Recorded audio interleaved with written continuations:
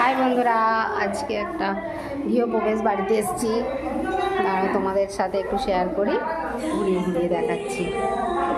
এটা খিদিরপুরে রামনগর। দেখো দাদা চলে গেছে, দেখেছে কাকে দেখাচ্ছে, কাকে ভিডিও করছে।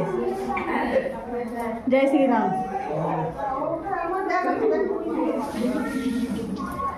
দেখো গৃহপ্রবেশ পূজা অর্চনা হয়েছে।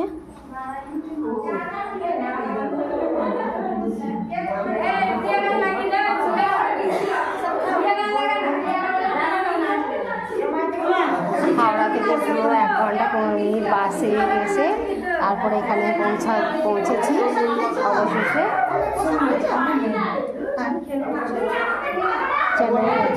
খেয়ে নিই, তোমাদের সাথে শেয়ার করলাম।